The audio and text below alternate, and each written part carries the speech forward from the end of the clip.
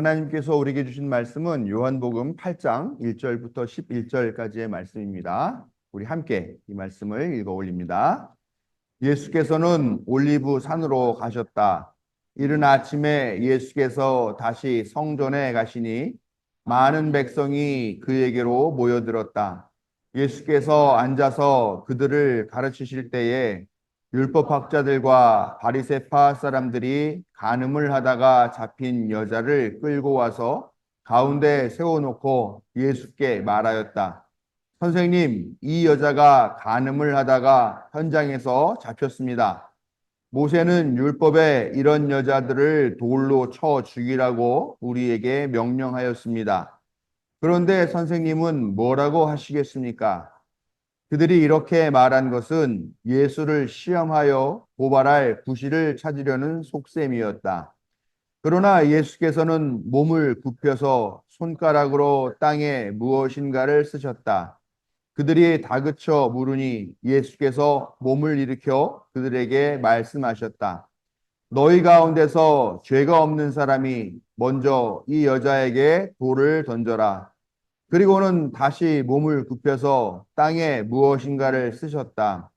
이 말씀을 들은 사람들은 나이가 많은 이로부터 시작하여 하나하나 떠나가고 마침내 예수만 남았다. 그 여자는 그대로 서 있었다. 예수께서 몸을 일으키시고 여자에게 말씀하셨다. 여자여, 사람들은 어디에 있느냐? 너를 정죄한 사람이 한 사람도 없느냐? 여자가 대답하였다. 주님, 한 사람도 없습니다. 예수께서 말씀하셨다. 나도 너를 정죄하지 않는다. 가서 이제부터 다시는 죄를 짓지 말아라. 아멘. 우리의 약함과 무지를 깨우치시고 힘있게 하시며 또 생명의 길로 인도하시는 항상 오르신 하나님의 사랑과 자비가 오늘도 예배하기 위해 하나님 앞에 나온 자녀들에게 함께 하시기를 성어버이 성자 성령의 이름으로 축원합니다.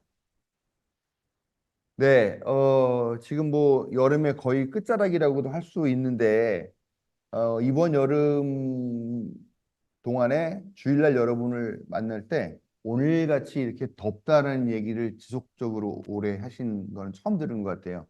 오늘 차량 운행하면서 한 권사님이 차에 타자마자 이거 왜 이렇게 덥냐라는 말을 시작을 하셨고 교회 오셔서도 계속 그 덥다는 얘기를 많이 하셨습니다. 이 무더운 날을 지내시는데 다들 별일 없으시죠? 네, 정말 덥기는 더운가 봅니다. 그 산청 산골에 사시는 분도 올여름에 너무 더워서 에어컨을 트시고 사셨다고 그렇게 얘기를 하십니다. 어, 아주 다행인지는 모르겠습니다. 한 1, 2도 정도는 좀 떨어지지 않았나라는 생각이 들어요. 그리고 밤에도 아주 약간은 좀 시원해졌다라는 느낌이 시원해졌다는 느낌이라보다는 예, 덜 덥다. 그게 맞는 것 같아요. 근데 여전히 무더워서 힘들고 그렇습니다. 우리 집은 지금 거실 에어컨이 고장이 났어요. 고장이 났는데 다시 고칠 수가 없을 것 같아요. 실외기가 고장이 났다는데 그 안에 무슨 부품이 하나 고장 났는데 그게 지금 뭐 단종된 지 7년 넘어서 보유하고 있는 부품이 없다고 구할 수가 없다고 못 고친다. 그렇게 얘기를 해서 고민을 막 하고 있습니다. 어떻게 해야 될까 막. 그 에어컨이 거실 에어컨이 고장 나 있으니까 우리가 모처럼 식구들이 다 모여서 밥을 같이 먹는 그게 아주 고역입니다. 가족이 함께 모인 자리가 기쁘고 즐겁고 반갑고 해야 되는데 아주 고역이 아닌가라는 생각이 들고요. 어, 제가 사는 그 집도 사택도 교회에서 공과금을 내기 때문에 제가 원래 낮에도 잘 에어컨을 안 틀고 가급적이면 선풍기 틀고 그러면서 좀 교회에 보탬이 되고자 그렇게 하면서 살아요. 근데 올해는 너무 덥다 보니까 어느 순간에 제가 참아야지 하다가 나사가 하나 탁 풀려나간 느낌이 들면서 그때부터는 도저히 참지 못해서 에어컨을 틀고 있습니다. 그나마 또 거실 에어컨이 고장이 나서 좀 덜 틀긴 하는데 밤에도 막 자다 보면 막 옷이 다 저쪽 흥건하게 젖고 그래서 막 땀 흘리면서 자다 보니까 저도 모르게 에어컨 리모컨으로 손이 가고 그렇게 지내고 있어요. 근데 밤에도 그렇게 막 땀을 흘리면서 깨고 자다 깨고 하니까 뭡니까? 깊이 숙면을 하지 못하니까 하루 종일 좀 몽롱한 느낌이라고 그럴까요? 이 하루에 뭔 일을 하더라도 집중이 안 되니까 시간도 오래 걸리고 근데 뭐 아마 저만이 아니라 다들 그렇게 지내고 계시지 않나 이렇게 생각합니다. 우리 한 권사님은 막 너무 더워서 그러신 것 같다. 막이 뒷골이 땡기고 요즘 막 입술이 부르트고 뭐 그런다고 그러세요. 뭐다 그렇죠. 뭐 잠 못 자고 그러니까요. 뉴스를 보니까 올해가 전 세계가 다 가장 더운 여름을 맞고 있다. 그런 뉴스가 나오더라고요. 우리 몸 걱정과 더불어서 지구 걱정은 안 할 수가 없는 그런 상황입니다. 다들 하시는 말씀이 올해가 이렇게 더운데 올해만 참으면 끝날 것 같지가 않고 앞으로 계속 더 더울 것 같은데 어떻게 해야 되냐 이런 얘기를 합니다.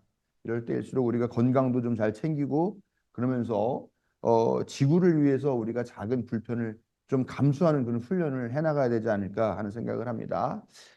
그래도 아무리 무더워도 또 계절은 지나가겠죠. 이번 목요일이 처서예요. 처서가 뭔가 찾아봤더니 머무를 그 끝날 처, 뭐 그칠 처에다가 더위서라고 합니다. 그러니까 아마 더위가 꺾이고 이제 선선한 가을 바람이 불기 시작한다라는 그런 의미로 처서라는 걸 정해놓은 것 같은데, 근데 다들 지금 전망이 비관적이죠. 네, 처서가 돼도 시원한 바람 안 불 것 같다. 처서 때도 이미 폭염이 계속될 것 같다는 뉴스가 나오는 것 같기도 하고. 아무튼 뭐 다들 건강하게 잘 견뎌내시고 지내시기를 그렇게 바랍니다. 네, 오늘 읽은 말씀은 우리가 너무나 잘 아는 말씀이죠. 예수님이 어, 올리브 산에서 밤을 지새고 이른 아침에 성전에 내려오셨다 이렇게 얘기를 합니다. 밤새 올리브 산에 올라가셔서 뭘 하셨을까요? 너무 더워서 거기 산에서 주무셨을까? 아니겠죠. 밤새 기도를 하셨겠지 않나 이렇게 생각할 수가 있습니다. 성서를 보면 예수님께서 밤새 그렇게 열심히 기도하시는 그런 모습들이 많이 있습니다. 어, 그럼 무슨 기도를 이렇게 밤새 할까요? 저는 그 기도를 오래 하시는 분들을 보면 참 이해가 안 가요. 무슨 기도를 저렇게 하실까? 우리 지방에 지금 은퇴하신 분도 있는데 그분은 하루에 5시간에서 6시간 동안 소리내서 기도를 하신다고 그래요. 그래서 평상시에는 이렇게 목소리가 아이 박 목사님 잘 지내셨어요? 이렇게 말씀하시던 분이 뭐 강대상이나 이런 데 올라와서 이제 뭐 교육자회 같은 데 할 때 기도를 하라 그러면은 전능하신 하나님 아버지 예, 기도 목소리가 바뀌어요. 다들 너무 싫어해요. 근데 그분은 그래요. 하루에 5시간, 6시간 동안 기도를 하려면 그렇게 목소리를 하지 않으면 기도를 할 수 없다고.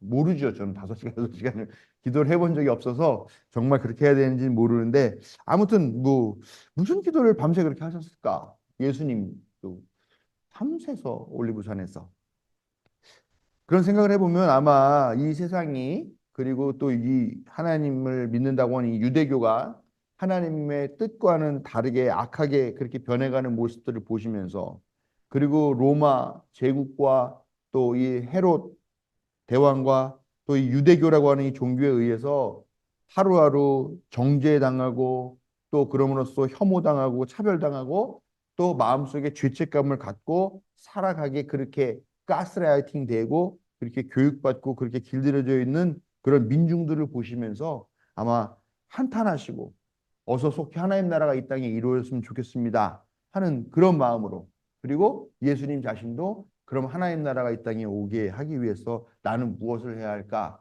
하는 그런 문제를 가지고 기도를 하셨지 않을까 저는 그렇게 생각을 합니다. 그렇죠. 뭐 예수님이 뭐 거기서 내가 이제 앞으로 죽으면 기독교라는 게 생길 텐데 그 기독교가 전 세계를 지배하는 종교가 되게 해주십시오. 이런 기도 하시지는 않았을 거 아니에요. 그렇죠? 근데 오늘날의 교회를 보면은 다 마치 이게 무슨 교세 전쟁이라도 하는 것처럼 막 그냥 기독교가 세계를 지배해야 된다라든가 타 종교들을 다 비판하고 이런 방식으로 가고 있는데 아무튼 저는 하나님 예수님께서 그런 것을 자기의 기도의 제목으로 삼지는 않으셨을 거라고 확신을 합니다. 다시 말씀으로 돌아가서 성전에서 예수님이 그 몰려드는 많은 사람들을 가르치고 계셨습니다. 그런데 그때 율법학자와 바리새파 사람들이 왔다 그렇게 이야기를 합니다. 이 사람들은 무슨 사람들이냐? 소위 말하면 종교 엘리트라고 할 수 있는 종교 권력자라고 할 수 있는 그런 사람들이죠. 근데 이 사람들이 자기들끼리 온 게 아니라 한 여자를 끌고 왔어요. 그리고 사람들이 많이 모여 있는데 그 가운데 이 여자를 딱 세워놓는 거죠. 이 여자는 어떤 여자냐? 가늠하다 현장에서 잡힌 여자다라고 이렇게 이야기를 합니다. 그러면서 이 종교 엘리트들이 의기양양하게 예수님께 질문을 합니다. 이 질문이 사실 순수한 몰라서 하는 질문이 아니죠. 흠잡으려고 하는 질문이죠. 모세의 율법에는 가늠한 여자는 돌로 쳐 죽이라고 명령하였습니다. 그런데 선생님은 뭐라고 말씀하실 겁니까? 이렇게 따지듯이 아니면은 함정을 파는 것 같은 질문을 하죠. 예수님이 그동안 유대교와 유대교에 의해서 아주 공고하고 아주 튼튼하게 마련된 그런 사회, 유대교 공동체 사회, 이 사회에 율법과 관습을 거스르는 그런 발언을 되게 자주 하셨잖아요. 예를 들면은 뭐 밀밭을 지나가면서 밀 까부를 먹는 그런 제자들을 비판하죠. 왜 안식일에 일하지 말라고 그랬느냐. 근데 예수님 말씀하시죠. 안식일은 사람을 위해 있는 것이다. 이런 이야기하고 뭐 성전을 헐어라. 내가 사흘 만에 다시 치겠다. 뭐 이런 얘기도 하고 그런 유대교 사회가 도저히 받아들일 수 없는 그런 발언, 그런 행동을 아주 많이 하셨다는 거죠. 그렇기 때문에 이 종교 엘리트들 이 자기네들이 아주 공고하게 만들어 놓고 잘 만들어 놓고 제대로 갖춰놨다고 하는 이 시스템에 도전하는 이 예수, 이걸 만들었다고 생각하는 이 바리새인들과 율법학자, 대제사장 같은 사람들은 이 예수라는 이 사람을 도저히 견딜 수가 없는 거죠. 그래서 어떻게 해서든 죄인으로 고발해야 될 그런 구실을 만들려고 고민하고 있었던 터에 이런 일들이 벌어지게 되었다라는 겁니다. 우선 의아한 것은요, 어, 간음이라는 게 혼자 할 수는 없잖아요. 간음은 반드시 상대가 있어야 되는데 왜 여자만 끌고 왔을까 하는 걸 생각해 본다는 거죠. 구약 율법서의 뭐 그 레위기, 민수기, 출애굽기, 신명기 여기를 다 이렇게 살펴보면요. 그 다양한 방식의 간음과 또 동침에 대한 그런 규정들, 또 처벌 내용들이 있어요.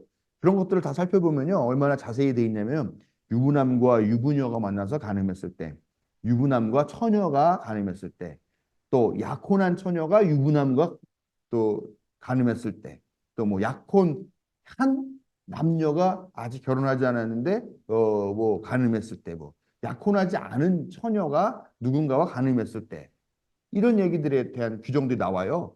또 심지어는 제사장의 딸은 이러이러한 행동을 성적인 행동을 해야 된다라는 그런 것까지 언급을 하고 있습니다. 근데 결론적으로 보면은 뭐냐면 정식적인 혼인 계약에 의하지 않은 그런 부정한 방식의 간음이나 통과는 간부와 음부를 다 죽여라 라고 그렇게 명령을 하고 있다는 것이죠.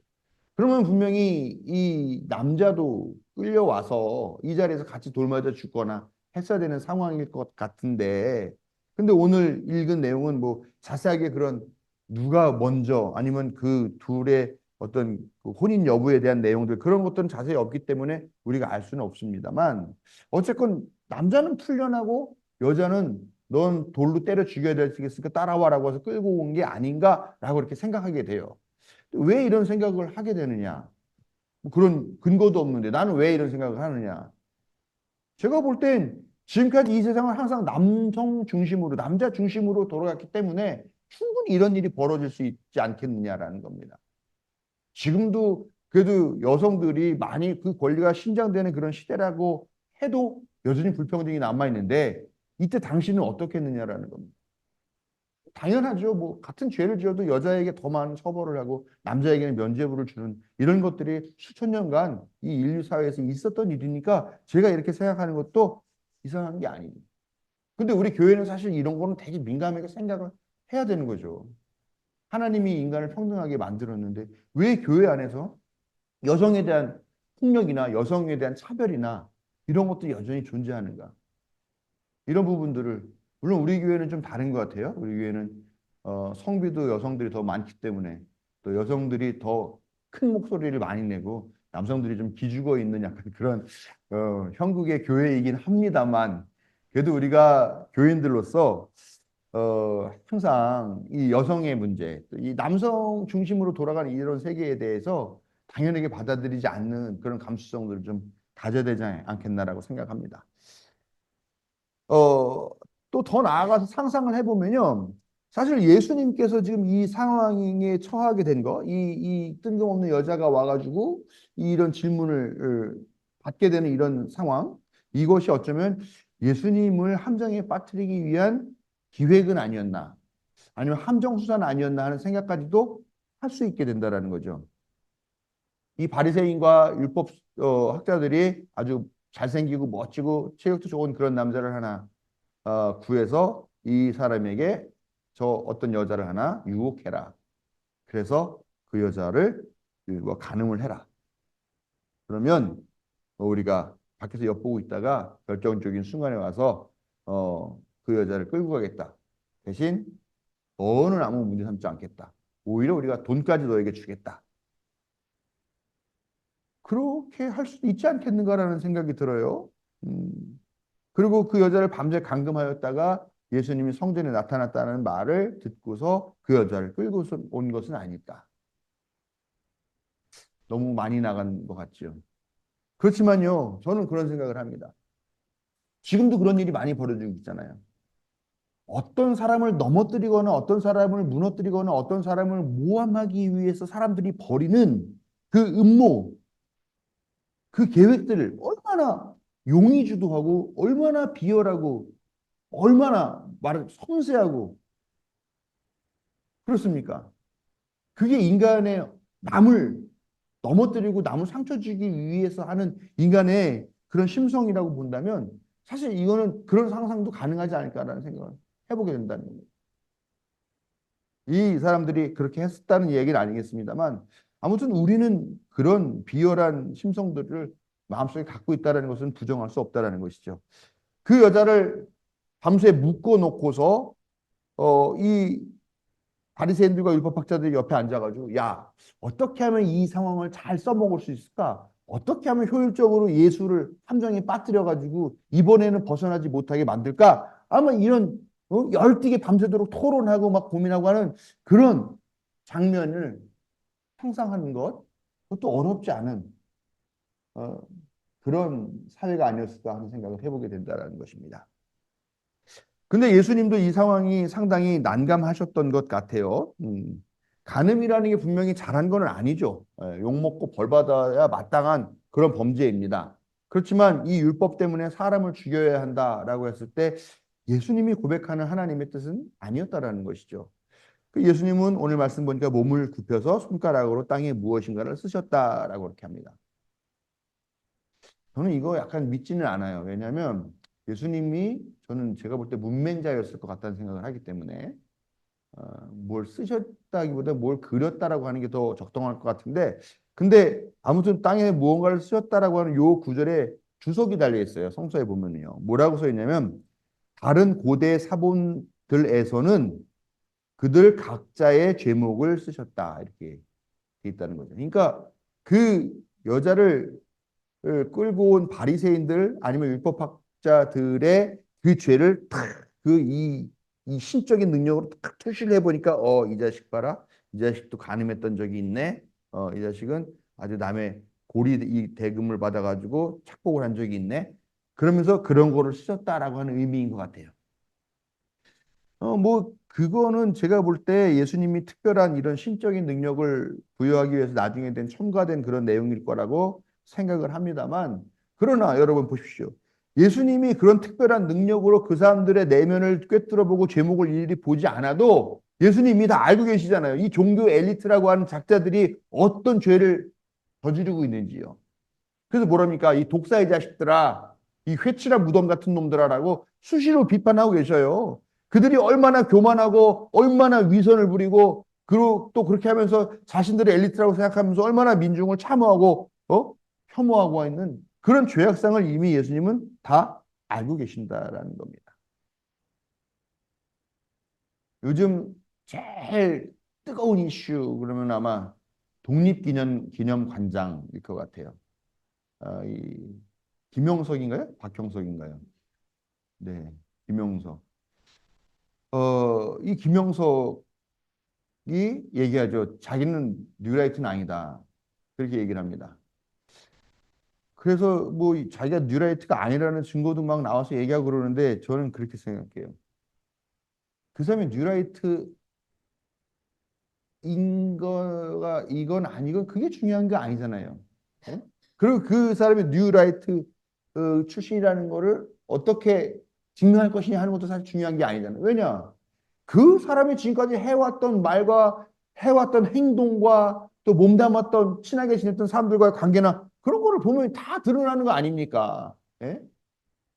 뉴라이트건 뉴라이트가 아니건 어쨌건 그 사람은 뉴라이트와 거의 비슷한 그런 삶을 살아왔다는 게 너무나 빤히 보이고 있는데 그걸 거짓말을 한다는 거죠. 아마 예수님께서도 이 사람들의 죄를 보셨다라고 하는 내용이 그런 것 같아요.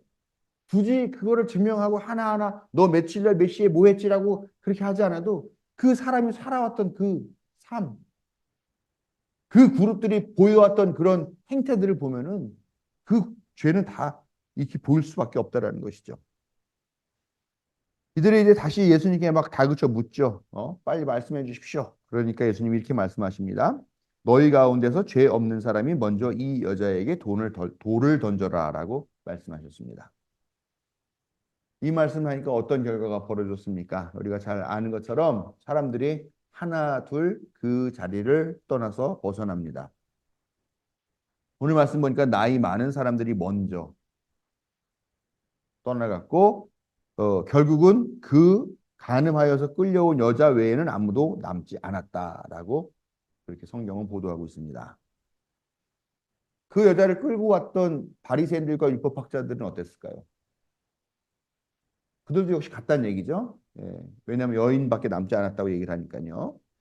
예수님은 이 여인에게 너를 정죄한 사람이 한 사람도 없느냐라고 물으셨고 여자도 한 사람도 없습니다라고 그렇게 답하면서 이 이야기가 일단락이 납니다.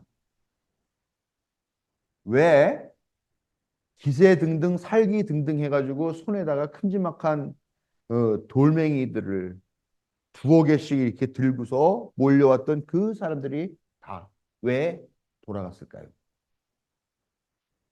되돌아가는 그 사람들의 표정은 어땠을까요? 돌아가는 그 사람들 마음속에는 무슨 생각이 들었기에 그렇게 그냥 살기 등등해서 왔던 사람들이 돌아갔을까요? 무엇이었을까요? 그것은 명백하게 부끄러움이었습니다. 간음이 결코 가벼운 죄가 아니잖아요. 그러나 죄 없는 사람들, 너희 중에 죄 없는 사람들이 먼저 돌로 쳐라고 하는 이 말을 들을 때 그들은 아무도 모르고 아무에게도 말하지 않았기 때문에 아무도 모를 것이라고 생각했던 자기들의 죄를 떠올리게 되었다라는 거죠. 그리고 자기들이 지은 죄가 간음한 여인의 죄보다 결코 가볍지 않을 수도 있겠다라는 그런 생각을 하고 부끄러움을 느꼈다라는 것입니다. 오래 산 사람일수록 살아온 날수만큼 더 죄가 많다는 것을 알게 된 거죠. 그런 게 연륜이에요. 예? 내가 나이 많이 먹었다.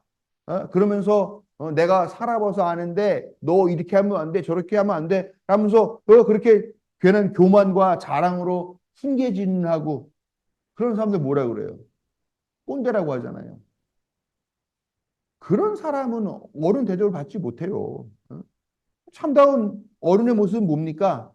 내가 오래 살아서 오히려 죄를 더 많이 지었구나. 그러면서 겸손하게 머리를 숙이는 그런 어른이야말로 정말로 어른의 모습이고 후손들에게 본이 되는 어른이겠죠. 율법학자들과 바리새인들도 부끄러움을 느끼고 돌아갔습니다. 여러분 여기서 우리 또 생각해야 되는 거 더 많이 아는 사람은 더 죄가 많은 거예요. 무식해서 모르고 지은 죄 용서받나요? 용서받지 못해요. 무식해서 몰라서 나 모르고 했어라고 해도 죄는 죄인 거예요. 그럼 죄값은 받게 됩니다. 그러나요, 그게 분명한 죄인 줄 알고 지은 사람하고요, 죄인 줄 모르고 지은 사람하고 그 처벌이 다릅니다. 너무나 잘들 아시죠? 더 많이 알고 더 똑똑하다고 하는 사람들일수록 더 겸손해야 돼요. 더 자기가 더 큰 죄인이라는 것을 항상 인정을 해야 돼요. 그런 면에 있어서 저는 우리 교인들한테 많이 죄송한데 너무 많은 걸 가르쳤어요, 제가. 더 많은 죄를 지었다라는 생각하고서 항상 더 겸손하게 그 하시는 그런 교인들이 되셔야 되겠습니다. 어쨌건 이 사람들이 모인 이 자리를 보니까 최소한의 양심이 있는 사람들만 모여 있었던 것 같아요. 하긴 아무리 죄인이라 할지라도 그 사람을 돌로 쳐서 죽인다라고 한다라는 것은 그렇게 쉽게 할 수 있는 일은 아니잖아요. 예, 그 피가 튀고 사람이 신음을 하면서 죽어가는 그 모습을 본다라는 거는 그건 사실 보통 강심장이 아니면 할 수 없는 그런 일이죠. 그리고 그 자리에 돌멩이를 들고 와 있는 사람들 보면 나름대로 신앙적인 열정이 있는 사람이에요. 나름대로 율법 잘 지킨다라고 자부하는 그런 사람들이 그 자리에 있었을 거예요. 그러니까 하나님의 율법을 지키기 위해서 돌 들고 와가지고 그 여자 앞에 서 있는 거겠지요. 그런데 그들이 나름대로 열정이 있고 율법을 잘 따른다고 한 그 사람들이 예수님의 말씀을 들으면서 화들짝, 아니 겉으로는 그러지 않았을지 몰라도 속으로는 화들짝 놀란 것이 분명하다는 거예요. 여러분 아무도 모를 것 같지만 자기 자신을 알잖아요. 자기 자신은 무슨 짓을 했고 자기 자신은 무슨 죄를 졌는지 자기는 알잖아요. 그 말은 무슨 말이냐? 내가 아는 것은 하나님도 알고 계신다는 뜻이에요. 하나님이 전지전능하다고 얘기하죠. 전지하신 하나님이라는 게요. 우리가 우리 자신을 속일 수 없다는 말이 바로 하나님이 전지하시다는 뜻이에요. 우리도 이 일을 우리 마음속에 반드시 새겨야 됩니다. 여기서 우리가 율법의 기능을 확실하게 알게 됩니다. 율법은요, 가장 우선적인 기능이 뭐냐? 부끄러움을 알게 하는 것이 가장 우선적인 기능이에요. 일차적인 기능입니다. 율법이나 법은요, 죄를 지은 사람한테 너가 이런 죄를 졌으니까 너는 몇 년의 형을 살아야 돼, 너는 얼마의 벌금을 내야 돼라는 이런 것들을 규정하기 위해서 존재하는 것보다요, 먼저 자기가 범한 행위가 얼마나 부끄러운 것인지를 알게 하기 위해서. 그래서 그 부끄러움을 느끼고 반성하고 회개하고 다시는 그런 죄를 짓지 않게 하려고 하는 그런 양심에 호소하는 그 역할들을 위해서 사실은 존재하는 거예요. 정 그런 것들이 관습과 양심과 이런 것들을 규정이 되는데 정 안 되니까 그거를 그 어떤 강제적인 의미로 구현한 게 법이겠죠. 부끄러움을 갖게 하는 그 기능을 잃은 율법은 뭐가 남느냐? 오늘 말씀 보는 것처럼 그냥 사람을 죽이는 기능 외에는 남지 않습니다. 가늠한 여자가 살아남았어요. 가늠한 여자는 돌에 맞아 죽어버려야 되는데 이 여자가 살아남았어요. 그러면 율법은 무시되고 깨지고 망가지고 권위가 떨어진 것일까요? 아니죠. 오히려 율법이 가장 잘 작동한 모습을 오늘 보고 있다는 겁니다.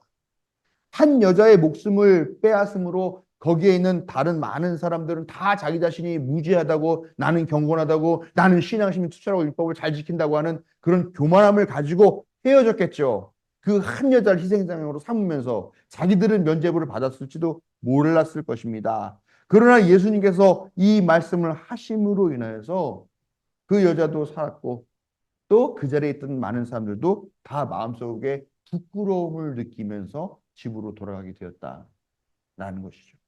그러니 얼마나 이 율법이 제대로 작동한 것입니까? 이 대목에서 우리는 분노하지 않을 수가 없습니다. 법은 부끄러움이 전제되어야 한다라고 제가 지금 말씀드렸죠. 부끄러움이 있어야 타인을 함부로 정죄하지도 않고 자기가 절대적인 어? 그런 선한 존재도 아니라는 것을 알고 만약에 권력을 가졌다라고 한다면 그 권력과 권한이 어? 가진 것들이 합당한 그런 존재가 아니라 사실 나도 다른 사람들과 비슷하게 죄를 지었는데 단지 들키지 않은 그런 존재다라고 하는 것을 깨닫고 타인을 이해하고 자신을 성찰하게 되는 것. 그게 법이죠. 그게 법의 기능이라는 거죠. 그런데 지금 대한민국에서 벌어지고 있는 일들은 너무 기가 막히죠. 특히 법을 다룬다는 사람들, 마치 자기가 법 자체인 것처럼 그렇게 행동하고 있습니다. 자신들은 전혀 죄가 없는 순백의 사람들인 것 마냥 예, 그렇게 판결을 내리고 또 기소를 하고 있습니다. 자신들은 죄를 지어도 그것은 처벌받지 않는다고 하는 그런 교만함에 빠져 있는 것이 오늘입니다. 지난주에 제가 국가보안법 간첩 조작 사건 피해자들을 위해서 그런 국가보안법 폐지 또 피해자들을 위한 기도에 다녀왔었어요. 거기서 국보법 피해자 중에 한 사람인 석권호 집사라고 하는 분이 나와서 증언하는 얘기를 들었어요. 이분은 민주노총에서 일하시는 분이신데요. 최근에 국가보안법 간첩단 사건의 최종 총괄자로서 그렇게 기소가 돼서 재판을 받고 있는 중입니다. 근데 이분의 아버지가 석달윤이라고 하는 선생님인데요. 이분이 1980년도에 진도 가족 간첩단 사건으로 어, 고문을 당하고 감옥에 갇히고 가신 그런 분입니다.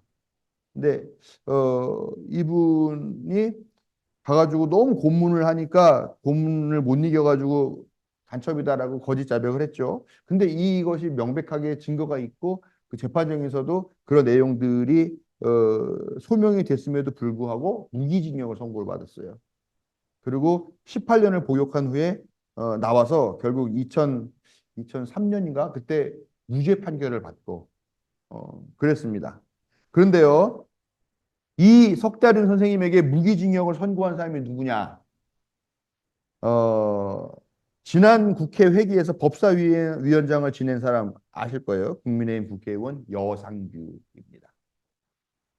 여상규는 2018년 1월 달에 한 방송사에서 프로그램을 했어요. 그래서 그 뭐 PD 수첩 같은 그런 프로그램이었던 것 같아요. 거기에서 그 제작진이 이 사람한테 전화를 해가지고 당신의 1심 판결로 인해서 한 분의 삶이 망가졌다. 책임을 느끼지 못하냐? 사과할 의향이 없냐? 이렇게 전화를 물어봤어요. 그때 이 사람이 방송에 방송된 내용입니다. 버럭 화를 내면서 웃기고 앉아있네 이 양반이 정말 그러면서 전화를 끊어버립니다. 정말 부끄러움을 모르는 거잖아요. 미안한 마음도 갖지 못해. 그런 사람들이 지금 높은 자리에 앉아서 법을 가지고서 판단하는 그런 자리에 앉아서 판결을 하고 인생의 운명을 결정하고 있다는 겁니다. 기소권을 가진 검사 이야기라면 더 기가 막히죠. 죄가 있어도요, 검사가 기소를 하지 않으면요, 그 죄를 물을 기회조차 갖지 못해요. 죄가 없어도 검사가 회유하고 협박하고 조작하고 그러면은요, 좀 전에 말씀드렸던 진도 간첩단 사건은 조작 간첩 사건이었었습니다. 네. 이렇게 협박하고 조작하고 그렇게 해서 뭐 구속영장 신청하고 결국 기소를 당하게 되면요, 꼼짝없이 구치소에 끌려갈 수밖에 없고 시도 때도 없이 재판정에 끌려가가지고 그거 재판 받아야 되는 거예요. 얼마나 한 사람의 삶과 인생이 망가집니까? 그런데 어떻습니까? 성추행을 하고 음주운전을 하고 몰래카메라로 그 신체 부위를 촬영을 하고 뇌물을 받고 피의자와 부적절한 그런 관계를 갖고 또 심지어 식당에서 똥을 싸질러도 그 사람들은 결코 정죄당하지 않습니다. 말이 됩니까?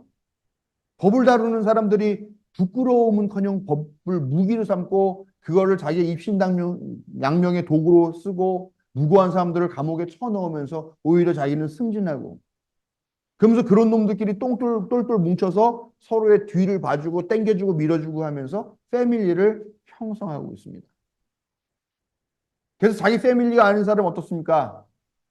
8만 원도 안 되는 돈 때문에 300번을 넘게 압수수색을 합니다만 검사 패밀리는요, 300만 원짜리 명품백을 받아도 제대로 된 조사 한번 받지 않는 것입니다. 만약에 조사를 한다 하더라도, 마지못해서 조사를 한다 하더라도 어떻습니까? 일로 와, 절로 와 하면 그 부르는 장소에 가서 거기에서 휴대폰 압수당한 상태에서 그렇게 조사하는 척이라도 척밖에 하지 않는다는 것이죠. 보다 못한 야당이 검사 탄핵을 시도하고 있는데 이것을 수사권 무력화, 위헌, 위법, 사법방해, 방탄보복 이렇게 떠들고 있습니다. 그리고 그들의 수괴라고 할 수 있는 윤석열 대통령은 어떻습니까? 정말 한두 끝도 없이 어, 입만 아프죠. 너무 잘 아실 것입니다. 교회 다니는 사람은 제일 악하다고 생각하는 사람 뭐냐? 그럼 다 율법학자, 바리새인들, 이런 제사장들 이런 사람들 꼽아요. 그런데 그렇게 욕하는 그 사람들, 율법학자, 바리새인들도 예수님의 말씀을 듣고 부끄러운 줄은 알고 꼬리를 감추고 돌아갔습니다. 그런데 대한민국의 이 법을 다룬다고 하는 이 사람들은 부끄러움커녕 더러운 욕망으로 법을 매만지고 악용하고 있어서 대한민국의 법 어떻습니까? 이제 국민 어느 누구도요. 대한민국의 법은 공정해, 공평해 이렇게 믿는 사람이 없습니다. 이 법을 존중해야 돼, 준법해야 돼라고 하는 그런 의식들이 점점 더 희박해지고 있는 그런 현실을 맞이하고 있습니다. 이제 법은요, 악인들의 전유물이 돼 가고 있는 그런, 말 그대로 부끄러움의 기능은 없어지고 죽이는 기능만 남아있는 그런 법이 돼버린 것이 오늘날 한국의 법이라는 현실입니다. 네, 벌써 설교 엄청 길게 했습니다. 원래는 다른 결론으로 설교를 하려고 설교를 시작을 했습니다. 준비를 했는데 준비하는 과정에 너무 화가 많이 나고 또 이게 한두 마디 하고 끝날 내용도 아니라는 생각이 들었고 이 얘기를 하다 보니까 분량이 너무 많아져서 결국 설교 제목도 바꾸고 여기까지 얘기하게 됐습니다. 그리고 뭐 애초 얘기하려고 했던 결론을 조금 맞추면요. 요즘 교회도 비슷하다는 겁니다. 율법 기독교인이랑 상관없죠. 율법은 누구 거냐? 유대교인들 거예요. 기독교인들 게 아니에요. 그런데 그걸 기독교인, 더더군다나 우리는 개신교인이잖아요. 근데 이 개신교인이 유대교인들보다 더 율법적인 것 같아요. 요즘 보면요. 요즘 교회가 하는 일을 보면 뭐냐? 증오를 생산하는 일을 하고 있잖아요. 성소수자 아주 격렬하죠. 요즘 그 사람들에 대해서. 타종교인에 대해서는 뭐 이루 말할 것도 없고 공산주의자들 또 빈민들 은근히 멸시하지 않습니까? 왜냐? 하나님께 복 받은 사람은 부자 되고 잘 살고 병 낫고 하는데 너가 아프고 가난하고 그런 건 뭐냐? 너가 하나님께 선택받지 못한 사람이다. 죄가 있어서더라. 이런 논리로 차별하고 있다는 것입니다. 오늘날 교회는 이 죄 없는 사람부터 먼저 돌을 던져라라고 하는 예수님의 말씀을 듣고 제발 부끄러움 좀 느꼈으면 좋겠어요. 여러분 막 와서 뭐 나는 구원받았는데 저 죄인들 막 이렇게 말하는 사람들 보면은 그 사람들 정말로 구원받을 만한 공적이 있었냐? 공로가 있었냐? 아니면 그 사람이 정말 딱 봤더니 야, 저 사람 정말 사랑받아 마땅한 선하고 착한 사람이구나. 아름다운 사람이구나. 그런 존재냐라는 거예요. 아닙니다. 사람이 봐도 안 그런데 하나님 보시기엔 더 하겠죠. 그럼에도 불구하고 그 사람이 그렇게 구원받고 사랑받는 이유는 뭐냐? 전적으로 하나님의 사랑 때문이라는 거죠. 지금도 그래요. 지금도 그런 사람들이 여전히 쫓겨나지 않고 선하거나 아름답지도 않지만 하나님의 사랑 때문에 여전히 그 자녀가 된 권세를 누리고 있을 뿐이다라는 겁니다. 과연 성소수자나 타종교인, 공산주의자나 빈민같이 그렇게 손가락질, 자기네 손가락질은 그 사람보다 더 나은 사람이냐라고 물으면 자신 있게 대답할 수 없다라는 것이죠. 과연 그들에게 돌을 던질 자격이 있느냐? 너희는 죄가 없는가? 제발 부끄러운 줄 알았으면 좋겠어요. 하나님의 자녀라고 떠들면서 사랑보다는 오히려 혐오하고 증오하고 차별 더 좋아한다면 그게 이미 죄 짓는 거 아닙니까? 어떻게 자기가 무죄하다고 얘기하고 자기 죄 없다고 말할 수 있겠습니까? 남의 죄를 들추기보다는 먼저 부끄러움을 느끼고 겸손할 줄 아는 그런 성도들이 되시길 바랍니다. 또 그런 한국 교회가 되시길 위해서 여러분들도 기도하시고 작은 노력들을 해 가시기 바랍니다. 그리고 이 나라가 좀 정신 차리고 법이 좀 제대로 역할을 할 수 있고 또 법을 그렇게 악용하고 죽이는 목적으로 사용하는 그 악한 자들에게 하나님의 심판이 반드시 내려올 거라는 그 믿음을 잊어버리고 또 망각 잊지 마시고 포기하지 마시기를 주님의 이름으로 부탁을 드립니다. 여러분들에게 하나님의 사랑과 자비가 함께 하시기를 축원합니다.